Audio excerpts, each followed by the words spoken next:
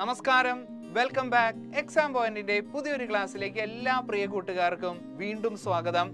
ഇന്ന് നമ്മൾ 6ാം ക്ലാസ്സിലെ കേരള പാഠാവലിയിലെ രണ്ടാമത്തെ യൂണിറ്റ് കലയുടെ കേദാരം, അതിലെ രണ്ടാമത്തെ പാഠഭാഗമാണ് പഠിക്കാനായി പോകുന്നത്. പാഠഭാഗത്തിന്റെ പേര് ജീവനുള്ള പാട്ട് എന്നാണ്. ഇത് വളരെ മനോഹരമായിട്ടുള്ള ഒരു കവിതയാണ്. എഴുതിയിരിക്കുന്നത് ജി കുമാരപിള്ളയാണ്.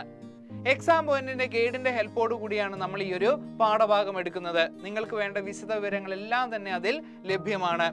ഒരു ഗന്ധർവ ബാലന്റെ പാട്ട് കേൾക്കുന്ന പെൺകുട്ടിയിൽ ഉണ്ടാകുന്ന പ്രതികരണങ്ങളാണ് ഈ ഒരു പാഠഭാഗത്തിന്റെ പ്രമേയമായിട്ട് വരുന്നത്. വളരെ മനോഹരമായിട്ടുള്ള, വളരെ എളുപ്പത്തിൽ മാർക്ക് വാങ്ങാൻ കഴിയുന്ന ഒരു ചെറിയൊരു കവിതയാണ് ശ്രീ ജി കുമാരപിള്ളയുടെ ജീവനുള്ള പാട്ട്.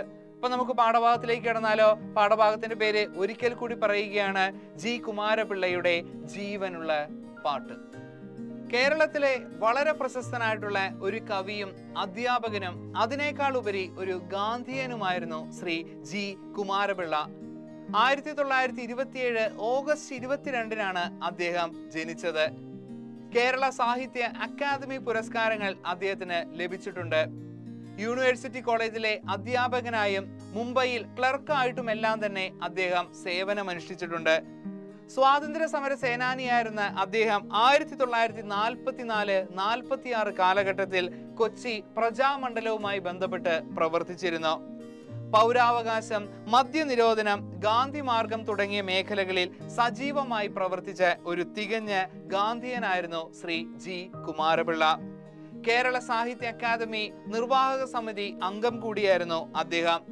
1961 മുതൽ 1969 വരെ അദ്ദേഹം കേരള സർവകലാശാല സെനറ്റ് അംഗം കൂടിയായിരുന്നു.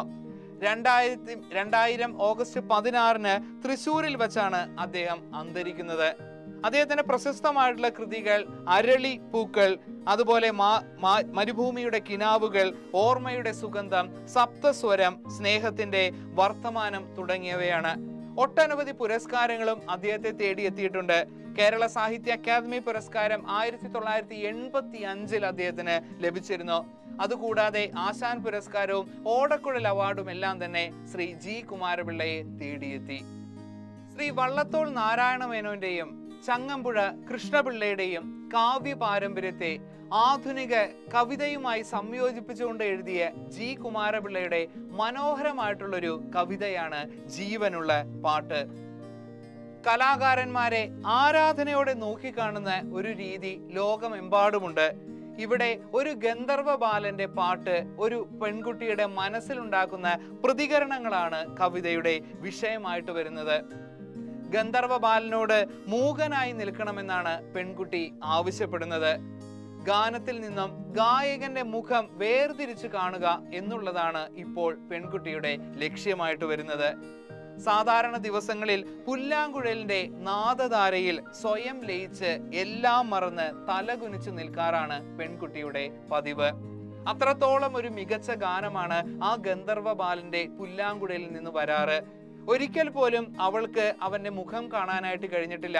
കാരണം എന്താണ്? അത്രയും ഒരു നാദമാധുരിയിൽ ലയിച്ചുകൊണ്ട് അലിഞ്ഞില്ലാതായി തല കുമ്പിട്ടുകൊണ്ടാണ് അവൾ നിൽക്കാറുള്ളത്. ഇന്ന് ആദ്യമായിട്ട് ആ ഗന്ധർവ ബാലന്റെ മുഖം ഒന്ന് കാണണമെന്ന് ആ പെൺകുട്ടി ആഗ്രഹിക്കുകയാണ്. നമുക്കൊന്ന് കവിതയിലേക്ക് കടന്നാലോ? ശ്രദ്ധിച്ചിരിക്കുക. കാട്ടുപുൽത്തണ്ടിൽ അത്ഭുതോദാരമാം പാട്ടുപാടുന്ന ഗന്ധർവ ബാലക. കാട്ടുപുൽത്തണ്ടിൽ അത്ഭുതോദാരമാം പാട്ടുപാടുന്ന ഗന്ധർവ ബാലക. കാട്ടുപുൽത്തണ്ടിലൂടെ അത്ഭുതകരമായിട്ട് പാട്ടുപാടുന്ന ഗന്ധർവ ബാലനോട് പെൺകുട്ടി ചില കാര്യങ്ങൾ പറയുകയാണ്. ഈ ജനാലതൻ മുന്നിൽ അരക്ഷണം മൂകനായൊന്ന് നിന്നിട്ടു പോകുമോ? അരക്ഷണം, കുറച്ചു നേരത്തേക്ക് ഈ ഒരു ജനാലയുടെ മുന്നിൽ കുറച്ചു നേരം നീ ഒന്ന് അനങ്ങാതെ മിണ്ടാതെ ഒന്ന് വെറുതെ ഒന്ന് നിന്നിട്ട് പോകുമോ എന്ന്. എന്താണ് ആഗ്രഹം? ഇതുവരെ അവന്റെ പാട്ടാണ് രസിച്ചിട്ടുള്ളത്, അവന്റെ മുഖം കാണാൻ കഴിഞ്ഞിട്ടില്ല. പക്ഷെ ഇന്നൊന്ന് അവന്റെ മുഖം കാണണമെന്ന് ആ പെൺകുട്ടിക്ക് വല്ലാത്തൊരു ആഗ്രഹം. താവകോജ്വല ഗാനത്തിൽ നിന്നു ഞാൻ വേർതിരിഞ്ഞൊന്ന് കാണട്ടെ നിൻമുഖം. ഉജ്ജ്വലമായിട്ടുള്ള നിന്റെ ഈ ഒരു ഗാനം ഞാൻ എന്നും കേൾക്കാറുണ്ട്. ആ ഒരു ഉജ്ജ്വലമായിട്ടുള്ള ഗാനത്തിൽ നിന്ന് വേർപെട്ടുകൊണ്ട് നിന്റെ മുഖം ഞാനൊന്ന് കാണട്ടെ ഗന്ധർവ ബാലക എന്നാണ് പെൺകുട്ടി പറയുന്നത്. ഗാനലോലനായി എന്നെന്നും അന്തിയിൽ ഈ വഴിക്ക് നീ പോകുന്ന വേളയിൽ. അന്തി എന്ന് പറഞ്ഞാൽ സന്ധ്യ എന്നർത്ഥം. ഗാനലോലനായിട്ട് എല്ലാ വൈകുന്നേരങ്ങളിലും ഗാനത്തിൽ മുഴുകിക്കൊണ്ട് ഈ വഴിയിലൂടെ നീ പോകാറുണ്ട്. ലീനയായി ലോലലോകം ആ പുല്ലാങ്കുഴലിലെ നാദലോക മഹാത്ഭുത ധാരയിൽ എന്ന് പറഞ്ഞു കഴിഞ്ഞാൽ നീ ഒരു ഗാനലോലനായിട്ടുകൊണ്ട് പാട്ടിൽ ലയിച്ചുകൊണ്ട് നല്ല രീതിയിൽ വൈകുന്നേരം ഈ ഒരു വഴിക്ക് പോകാറുണ്ട്. ആ വഴിയിലൂടെ പോകുന്ന സമയത്ത് എല്ലാം തന്നെ നിന്റെ നാദപ്രപഞ്ചത്തിൽ ഞാൻ അലിഞ്ഞ് സ്വയം മറന്നുകൊണ്ട് നിൽക്കാറുണ്ട്. അതാണ് പറയുന്നത്, ലോലലോലമാകുമ പുല്ലാങ്കുഴലിലെ നാദലോക മഹാത്ഭുത ധാരയിൽ ലീനയായി. ലീനയായി എന്ന് പറഞ്ഞാൽ ലയിക്കുക എന്നാണ് അർത്ഥം. സർവവും വിസ്മരിച്ച്, വിസ്മരിക്കുക എന്ന് പറഞ്ഞാൽ മറക്കുക എന്നർത്ഥം. ആസിയായി നിന്നു പോകുന്നു ഞാൻ, എല്ലാം മറന്നുകൊണ്ട് എല്ലാ രീതിയിലും തന്നെ തല കുമ്പിട്ടുകൊണ്ട് ലയിച്ച് മതി മറന്നാണ് നിന്റെ ഗാനത്തിൽ ഞാൻ എന്നും നിൽക്കാറ്. നീ എല്ലാ ദിവസവും വൈകുന്നേരം ഈ വഴി പാട്ടിന്റെ നാദപ്രപഞ്ചം തീർത്തുകൊണ്ട് നടക്കുന്നത് കാണുമ്പോൾ വല്ലാത്ത സന്തോഷമാണ്, അനുഭൂതിയാണ് എനിക്കുള്ളത്. നിന്റെ ഗാനം ഞാൻ സ്ഥിരം കേൾക്കാറുണ്ട്, പക്ഷേ ഒരിക്കൽ പോലും നിന്റെ മുഖം ഒന്ന് എനിക്ക് ആസ്വദിച്ച് കാണാനായിട്ട് കഴിഞ്ഞിട്ടില്ല. അതുകൊണ്ടാണ് നിന്നോട് ഞാൻ ഇവിടെ നിൽക്കാനായിട്ട് പറയുന്നതെന്നാണ് പെൺകുട്ടി ഗന്ധർവ ബാലനോട് പറയുന്നത്. കാൺമതില്ല ഞാൻ ഒന്നും അമേയമാം ആത്മവിസ്മൃതി പുൽകുമ വേളയിൽ. അളക്കാനാവാത്ത ആത്മവിസ്മൃതിയിലാണ് ഞാൻ നിൽക്കുന്നത്.